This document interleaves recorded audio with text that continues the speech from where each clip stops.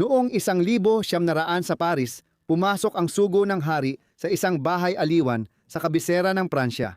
Kumilos siya para sa kanyang amo, si Leopold Ikalawa, na 64 na taong gulang. Si Caroline Lacroix, 16 na taong gulang ang batang babaeng hinahanap niya. Dito nagsimula ang eskandalosong ugnayang maharlika na nagpasikat kay Lacroix bilang kinamumuhian sa Belgium at nagpayaman sa kanya ng milyon-milyon. Tuklasin natin ang kanyang kwento, kahit mas kilala siya ngayon bilang Caroline Lacroix. Si Blanche Celia Josephine de Lacroix, na naging kerida ng hari ng Belgium, ay ipinanganak noong Mayo 13, 1883 sa Bucharest, Romania. Ang kanyang ama ay si Jules de Lacroix at ang ina niya ay si Catherine Josephine Seville. Kaunti ang detalye ng kanyang kabataan at naging alamat dahil sa mga sumunod na pangyayari sa buhay niya. Ayon sa iba, siya ang ika-13 anak ng magulang niya, samantalang may nagsasabing French diplomat ang kanyang ama. Itinalaga sa Bucharest si Blanche noong ipinanganak, habang iba naman ang nagsasabing janitor lang siya sa French legation. May ibang sanggunian din na nagsasabi nito. Habang nagtatrabaho, nasangkot siya sa mga oportunistang negosyo sa Romanya, mahalaga sa ekonomiya dahil sa yamang petrolyo at industrialisasyon sa Europa. Hindi naman yumaman ang pamilya nila, kaya nagtrabaho si Blanche bilang barmaid noong bata pa siya. Pagsapit ng late 1870, teenager pa siya nang magsimulang magtrabaho sa bahay aliwan at gumamit ng pangalang Carolina. Noong Belle Époque sa Paris, madalas gumamit ng alias ang mga nagtatrabaho sa larangang ito. At hindi nagtagal, napansin siya ng ilang napakahalagang personalidad. Malinaw, may reputasyon na si Caroline noong 1900, halos 17 taong gulang siya. Noong panahong iyon, bumisita sa kabisera ng Pransya si Leopold Ikalawa, hari ng Belgian mula 1865. Noon, kasintahan ni Antoine Emmanuel Durieux si Caroline, isang 18 anyos na dating opisyal militar ng Pransya. Ang mas nakatatanda sa kanya na si Durieux ay nagsilbi ring parang bugaw kung tawagin natin ngayon. Isang taong nag-aayos ng mga pagkikita niya sa mayayamang kliyente. Kakaibang magkapareha sina Durieux at Caroline. May problema si Durieux sa sugal, kaya kahit may kita si Caroline, lagi silang nahuhuli sa bayarin. Nakatira sa Élysée Palace sa kabisera. Dito dumalaw si Leopold sa Pransya at narinig si Caroline Lacroix. Inilarawan siya bilang mas matangkad sa karaniwan. May magandang hubog ng katawan ngunit elegante. May makinis na kutis at makapal na kulay kastanyas na buhok. Na-curious siya kaya pinadala niya ang tauhan sa Élysée Palace na nagsabing, "Madam, ipinadala po ako ng isang ginoong napansin kayo." Isa siyang napakataas na personalidad, ngunit ang kanyang mataas na katungkulan ay nag-oobliga sa akin na hindi ko muna ibunyag ang kanyang pangalan. Isang pagkikita kay Leopold ang inarrange kinabukasan ayon sa alaala ni Carolina na inilathala niya makalipas ang ilang dekada. Agad siyang naging kabit ni Leopold nang imbitahan siya nitong maglakbay kasama siya papuntang Austria. Matapos ang unang pagkikita at bayaran si Durieux dahil sa kumalat na balita ng relasyon, naging mabilis na pampublikong iskandalo ang pagkakasangkot ni Leopold kay Delacroix. Bagaman nagkaroon na siya ng ibang mga kabit bago pa man makuha ang palayaw na hari ng mga Belgian at ng magagandang babae, iba ang relasyon niya kay Carolina kumpara sa lahat ng nauna. Mula sa umpisa, isa siyang mapagmalaki, mainitin ang ulo, at hindi masyadong nakapag-aral na dating prostitute, habang si Leopold ay halos 50 taon ang tanda sa kanya. Kasal pa noon si Leopold kay Marie Henriette ng Austria, na nagtitiis sa kanya. May 4 silang anak, 3 babaeng buhay pa, at isang lalaking namatay, bata pa. Namatay si Marie Henriette noong Setyembre 1902. Sa unang 2.5 taon, ng relasyon ng hari sa dalagitang kerida, siya ay kasal pa. Bago pa mamatay ang reyna, lalong nahirapan itago ang papel ni Caroline kay Leopold. Bagaman kadalasan ay pinapabiyahe niya ito gamit ang ibang pangalan, ginawa niya ang di pangkaraniwang hakbang na isama siya sa libing ni Reyna Victoria noong 1901. Isang hakbang na naging eskandalo sa mga korte ng Europa at nagpagulat sa Brussels nang mamatay ang sariling reyna. Sa susunod na taon, nawala ang lahat ng hadlang at mas lantad ng kinilala ang posisyon ni Carolina.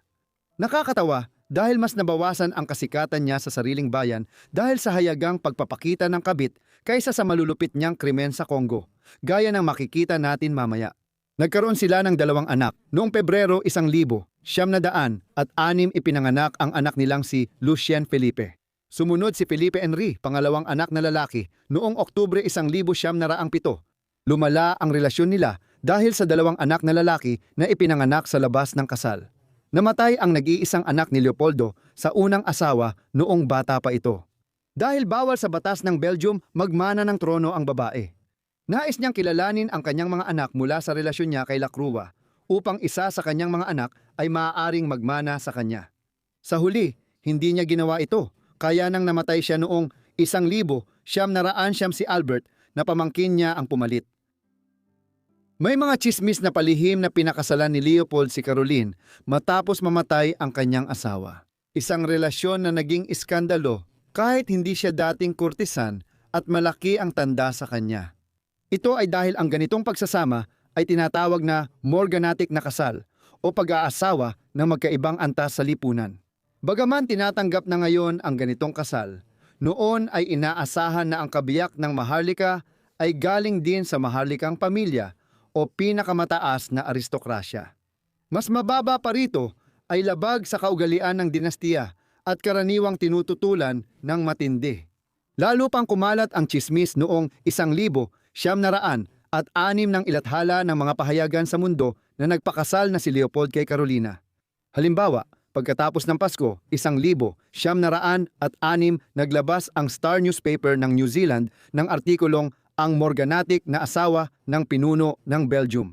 Ipinahiwatig nito kahit walang ebidensya na naganap na ang kasal at si Carolina ay nasa isang morganatic na kasal na kay Leopold.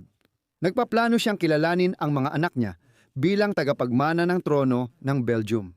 Walang ebidensya na nagpapakita ng ganoong maagang pagsasama.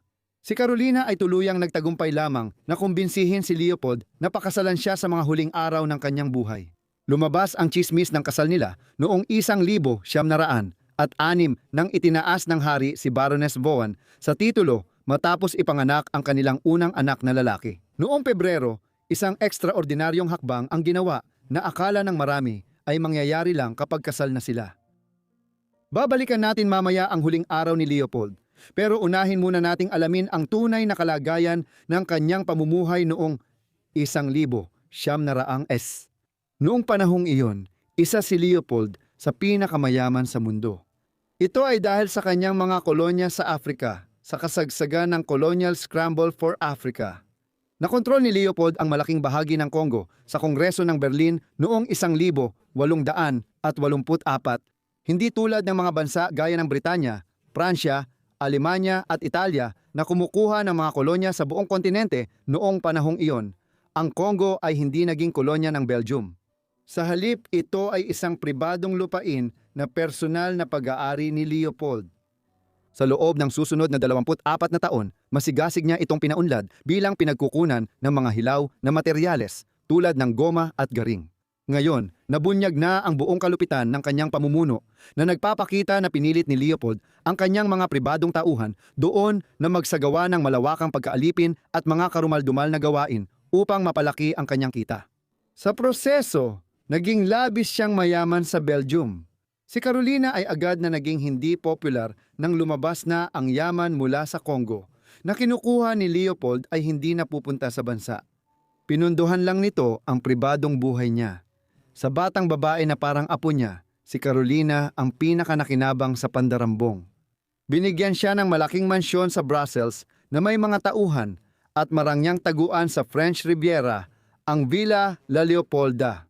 Parang walang tigil ang daloy ng pera para sa lahat ng kanyang luho.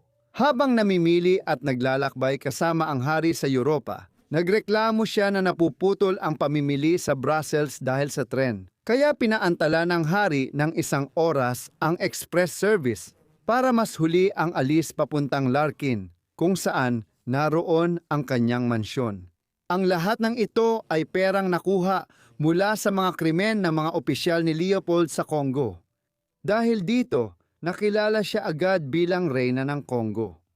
Noong 1900 at 8 nalaman sa Europa ang mga krimen at inagaw ng gobyernong Belgian ang kolonya, inilagay ito sa kanilang direktang pamamahala.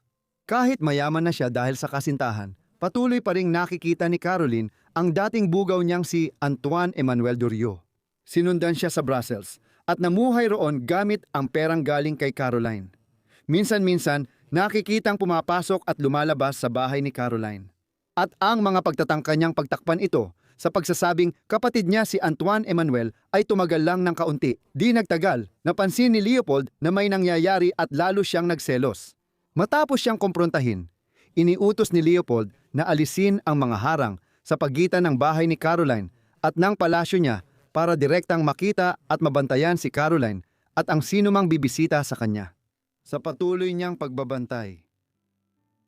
Noong unang Disyembre 1000, siyam malubhang nagkasakit si Leopold at noong 12 ng Disyembre, matapos ang taon ng pagtanggi, pinakasalan niya si Caroline pagkalipas ng 5 araw sa edad na 74 at pinalitan siya ng pamangkin niyang si Albert. Sumiklab agad ang kontrobersya. Inayos ni Leopold ang testamento at ari-arian para mapunta kay Caroline o mailagay sa trust at shell company para sa 2 anak nilang lalaki kapag lumaki na sila. Di pa tiyak ang eksaktong halaga pero siguradong umabot ito sa 10-10 milyon noon. Katumbas ng humigit kumulang $1 bilyong o higit pa sa pera ngayon. Matagal nang napabayaan ni Leopold ang relasyon sa mga anak niya sa unang asawa at iniwanan silang maghahati sa 6 na milyong francs. Maliit lang ito kumpara sa malaking yaman na nakuha niya mula sa kanyang karumal-dumal na ginawa sa Congo. At sa anumang kaso, ito ay ibinigay sa kanila sa pamamagitan ng Estado ng Belgium, sa halip na sa pamamagitan ng huling habilin ni Leopold. Sa kanyang huling sandali, tumanggi ang hari na makita ang mga anak na babae, ngunit naroon si Carolina nang siya'y pumanaw. Dumami ang mga kasong legal mula nang pumanaw si Leopold. Habang gustong makuha ng mga anak na babae ang mas malaking ari-arian, sinubukan din ni Haring Alberto na bawiin ang ilan sa iniwan ni Leopold sa kanyang kerida. Halimbawa, pinaalis siya mula sa Villa La Leopolda sa French Riviera nang kunin ito ng bagong hari para maibalik sa korona ng Belhika. Lalo pang kinamuhian si Carolina ng mga tao sa Belhika at minsan ay binatupa ng bato ang kanyang karwahe sa lansangan ng Brussels. Gayunpaman, tila hindi siya gaanong naapektuhan ng puot o ng kanyang reputasyon. Pinakasalan niya si Duria na matagal na niyang nakikita sa loob ng 9 at kalahating taon at naging kabit ni Leopold. Kakaiba, matapos ang halos 1 dekada ng kanilang kakaiba at lihim na relasyon, ang kasal ang naging dahilan ng kanilang pagkasira. Mabilis na naging mapait ang kanilang relasyon at nagdiborsyo sila noong 1913. Naging marangya ang buhay ni Caroline matapos mamatay si Leopoldo at ang kanyang ikalawang kasal at diborsyo. Sa kabila ng mga kaso, namanan niya ang hindi bababa sa $7 milyong ng ari-arian at posibleng mas malaki pa ang yaman niya. Nagkaroon siya ng mga kilalang manliligaw mula kanlurang Europa, ngunit hindi na muling nag-asawa. Ang kanyang bunsong anak na lalaki, si Felipe, ay namatay noong 1914, ngunit ang kanyang panganay na anak ay nabuhay ng matagal hanggang 1984, taglay ang titulong Duke ng Telfuren. Tahimik ang huling bahagi ng buhay ni Carolina kumpara sa 1,900 at 900 dekada at 1,900 at 1,910 dekada. Namuhay siya ng tahimik at komportable sa kakaibang paraan. Matapos humupa ang kontrobersya at makalimutan siya ng Europa, nagpasya siyang magsulat ng memoir tungkol sa kanyang buhay. Ginawa noong 1930 at inilathala noong 1937 bilang isang karaniwang tao ang nagpakasal sa hari, ayon sa salaysay ni Baroness de Vaughan kay Paul Fogg. Karaniwan, maingat nilalapitan ng historiador ang memoir. Dahil maraming bahagi ng mga ikinuwento ni Carolina sa kanyang mga pag-uusap kay Ford ay maaaring hindi tumpak o sadyang para lamang sa kanyang sariling kapakanan. Nabuhay siya noong ikalawang digmaang pandaigdig at namatay sa Timog Kanluran ng Pransya noong Pebrero 12, 1948 sa edad na 64. Maraming salamat sa inyong lahat sa panunood ng video na ito tungkol kay Carolina Lacrua. Sana ay nahanap ninyong interesante ito. Ipaalam ninyo sa akin ang inyong opinyon tungkol sa kanyang buhay sa ibaba sa mga komento. At kung may mga suhestyon kayo, sabihin din ninyo sa ibaba sa mga komento. Sana nakasubscribe na kayo at naka-on ang notifications para updated kayo sa mga video ko. Hanggang dito muna, magkita tayo sa susunod na Forgotten Lives. Salamat.